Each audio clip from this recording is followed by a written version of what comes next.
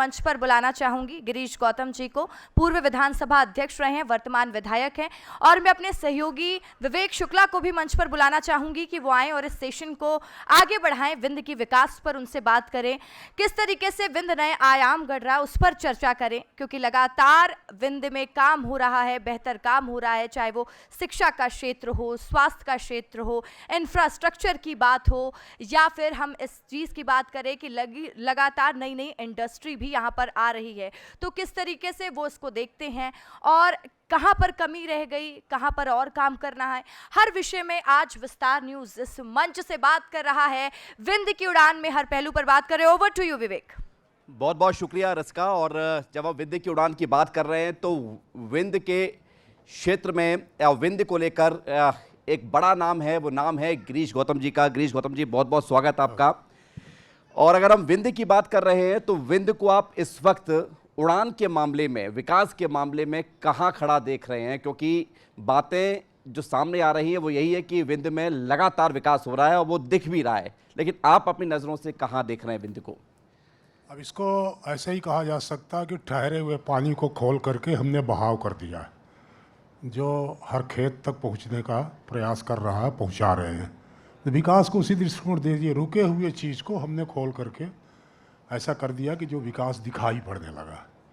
ये इस दिशा में देखा जा सकता है इसको। तो पिछले कई सालों से आपने विंध्य को देखा है और आप मध्य प्रदेश विधानसभा के अध्यक्ष भी रहे, तो संवैधानिक पद पर रहते हुए भी विंध्य के काम जितने होते थे उसको भी बारीकी से देखा है। राजनीति में लेकिन बहुत सारी चीज़ें जब होती हैं तो उसके पीछे कारण होते हैं। विंध्य में अब एक सशक्त राजनीतिक आप महसूस करते हैं कि यहाँ से अब सशक्त शक्ति विधानसभा में है और मंत्रिमंडल में है? नहीं, विंध्य की राजनीति में हमेशा सशक्तिपन रहा, सख्त रहे हैं। अभी कोई कमजोर थोड़ी हुए। विंध्य प्रदेश जब था तब भी यहाँ पर नेताओं की भरमार थी, काम करने वालों की भरमार, ऐसा नहीं था कि नहीं था।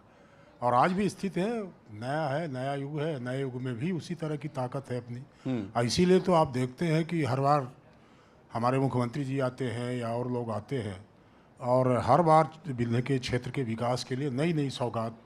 अभी 14 तारीख को मुख्यमंत्री जी आए और 5,153 करोड़ की सिंचाई योजनाएं दे के चले गए, जिससे पूरे रीवा जिले का 1 इंच भी जमीन किसानों की नहीं बचेगी जिसको हम सिंचित न कर सकें। जी, तो विकास की तो रफ्तार बहुत तेज है, तेज रफ्तार है। और इन्वेस्टर समिट हुआ तो उसमें भी 31,000 करोड़ का निवेश हुआ, हजारों करोड़ों की बात हो रही है। और शिक्षा और स्वास्थ्य के क्षेत्र में आप इसे कैसे महसूस कर रहे हैं कि वो असर दिखना लगा है, जमीन पर असर दिख रहा है हजारों करोड़ों की बातों के बीच? नहीं, अब शासकीय क्षेत्र यदि आप देखेंगे तो पहले अपने पास एक संजय गांधी अस्पताल था, आज हमारे पास सुपर स्पेशलिटी अस्पताल है। तो चिकित्सा क्षेत्र में और कई प्राइवेट संस्थान आए हैं, वो आने का प्रयास कर रहे हैं। तो निश्चित तौर पर चिकित्सा के क्षेत्र में भी हमारी उपलब्धि है।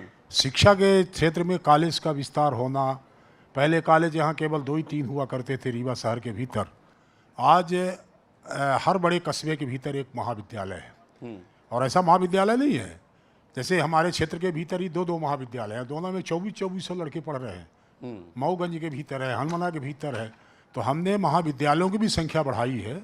और आज जो नई एजुकेशन हायर सेकेंडरी वाली है, उसके लिए जो सीएम राइज हमारा प्रोजेक्ट आया है, वो तो देखने लायक है। एक साथ 10-10 हज़ार बच्चों को पढ़ाएंगे, उनका डेवलपमेंट करेंगे, ये सब सारी चीज़ें प्राइवेट का मुकाबला करने का प्रयास करेंगे। जी, और बतौर विधायक आप भी बहुत बड़ा योगदान दे रहे हैं। देवतालाब से आप विधायक हैं, लगातार जनता के बीच रहते हैं। आपका क्या अगला विज़न है, किस तरह से विंध्य के विकास में अपना योगदान और देने का? नहीं, सब जो विंध्य के विकास के लिए जो काम कर रहे हैं, ऐसा मान करके कि एक हिस्सा हम भी उसके हैं और सब मिल करके प्रयास करते हैं कि हमारा विकास होते हैं। देवतालाब का विकास हो रहा है, देवतालाब क्षेत्र के भीतर तमाम काम हो रहे हैं, तो विंध्य के खाते में जुड़ेगा। किसी क्षेत्र का कोई विधायक या कोई सांसद यदि काम कर रहा है तो आएगा तो विंध्य क्षेत्र के भीतर ही आएगा। तो ये मान के चलिए कि हम भी उसी में अपना योगदान कर रहे हैं। जी, और बीच बीच में एक विंध्य की मांग उठती रही है अलग से विंध्य प्रदेश को लेकर, आपकी इसमें क्या राय है? न, इसका मैं विरोधी नहीं हूँ, पर जो आंदोलन करने वाले थे मैंने उनसे कहा था, और ये आंदोलन को ख़त्म होने का सिर्फ एक कारण है। जो भी आंदोलन करता है वो समझता है कि वही शुरू कर रहा है। माने सब कुछ जैसे एक नारा आया कि हमारा बिंद हमको लौटा दो, उनका बिंद थोड़ी है ये विंध्य प्रदेश को तो हमको उन चीज़ों को भी ख्याल करना पड़ेगा जब विंध्य का मर्जर हो रहा था। हमको 53 भी याद करना पड़ेगा, 54 भी करना पड़ेगा, 55 भी करना पड़ेगा, हमको गंगा चैताली को याद करना पड़ेगा। जब विंध्य प्रदेश को टूटने की बारी आई थी तो शहीद होने वालों को याद करके इसको आगे बढ़ाना पड़ेगा, नंबर 1। नंबर 2, हम जो क्षेत्र में विंध्य प्रदेश था, हमारा क्षेत्र हमको लौटाया जाए। दतिया आज हमारे साथ आने को तैयार है क्या? विंध्य प्रदेश में दतिया भी शामिल था, टीकमगढ़ शामिल था, निवाड़ी शामिल था। आज वो बुंदेलखंड वहां लड़ाई अलग है बुंदेलखंड को लेकर। नहीं, बुंदेलखंड वो अलग मांगते हैं। हाँ। और यदि ये इधर ईस्ट साइड में आप जाइए तो जबलपुर वाले महाकौशल मांगते हैं। हाँ। हमारे अमरकंटक की साइड में जाइए तो अपने को बिलासपुर में ले जाना चाहते हैं, छत्तीसगढ़ में ले जाना चाहते हैं। तो आज की परिस्थिति में उस तरह का जो विंध्य प्रदेश की मांग होती है वो शायद उस तरह की बातचीत बिना नहीं संभव है। तो जब हम बटेंगे तो कटेंगे की बात जब करते हैं तो मध्य प्रदेश के लोग क्यों बंटना चाह रहे हैं अलग अलग प्रदेशों में? विंध्य प्रदेश, बुंदेलखंड या बघेलखंड या अलग क्षेत्र में ग्वालियर चंबल भी खड़ा हो जाएगा, तो टुकड़ों की बात क्यों होती है मध्य प्रदेश में? नहीं, वो दूसरे संदर्भ में जिस शब्द का आपने प्रयोग किया वो दूसरा संदर्भ वो तो है, मुझे पता है, लेकिन वो जब सेंटेंस तो हर चीज में लागू होगा ना। नहीं, कोई बात नहीं। उसमें अटल जी ने जब इसको विचार किया तो उनका कहना था कि छोटा प्रांत होगा तो ज़्यादा विकास होता है जी। छोटा एरिया का प्रशासन होगा तो ज़्यादा विकास, इसीलिए हम जिला बना रहे हैं। यदि रीवा से हटा करके मऊगंज जिला क्या स्वाभाविक है, छोटे स्तर पे आए तो हमारे प्रशासनिक अधिकारी आए, कलेक्टर आए, एसपी आए, तो जी रीवा में बैठ के कलेक्टर एसपी जो काम मऊगंज का तक नहीं कर पाते थे, न जाने से छोटे प्रांत बनने से विकास की गति मिलती है, इसमें दो राय नहीं है जी। तो वो उस सिद्धांत तो चलेगा, उसमें कोई दिक्कत नहीं। ठीक है, लेकिन अब हम देख रहे हैं कि विंध्य में कनेक्टिविटी बहुत अच्छी हो गई है, हवाई कनेक्टिविटी भी बढ़ रही है, ट्रेनें भी बढ़ रही हैं, तो इसको आप क्या महसूस करते हैं कि और बढ़ाए जाने की ज़रूरत महसूस आप करते हैं या और इसको व्यवस्थित करने की ज़रूरत है? नहीं, बढ़ाने की भी ज़रूरत है, व्यवस्थित करने की भी ज़रूरत है। जैसे रेलवे का है, तो रेलवे आकर के उसका डेस्टिनेशन रीवा हो गया है, रीवा से आगे अभी हम बढ़ नहीं पाए।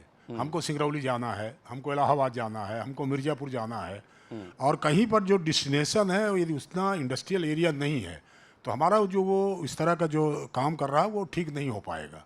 तो यदि ये क्रॉसिंग हो जाए सिंगरौली की तरफ हम चले जाएँ, जो प्रयास कर रहे हैं, हम प्रयास कर रहे हैं, इस बात का गोविंदगढ़ के आगे तक निकल गए हैं। जब सिंगरौली जुड़ जाएगा तो स्वाभाविक है कलकत्ता से सीधे निकलने वाले यहाँ से निकलेंगे, मिर्ज़ापुर की तरफ भी सर्वे हो रहा है, वो बन गया तो वो भी सीधा हो जाएगा। तो ये विकास की आवश्यकता है, इन चीज़ों की आवश्यकता है। दूसरा जो वर्तमान है इसको और व्यवस्थित करने की आवश्यकता है, इसमें दो राय थोड़ी, हमेशा ही आवश्यकता रहती है, वो करना चाहिए। अभी सत्र समाप्त हुआ, शीतकालीन सत्र 5 दिन तक चला मध्य प्रदेश में, आपने इसको बहुत देखा भी होगा, कांग्रेस ने खूब प्रदर्शन किया है, तमाम मुद्दों को लेकर सरकार को घेरा है, 5 दिन तक लेकिन सत्र चला। क्या इसका आप अवलोकन आपने किया और क्या इस पर कहना चाहेंगे, कैसा रहा सत्र? अब इसको तो यही कह सकते हैं कि इस बार सबको, दोनों पक्ष को इस बात का धन्यवाद देना चाहिए कि 5 दिन चला, 5 दिन का घोषित चल गया। 5 दिन बड़ा भारी, माने एक उपलब्धि इसको मान सकते हैं।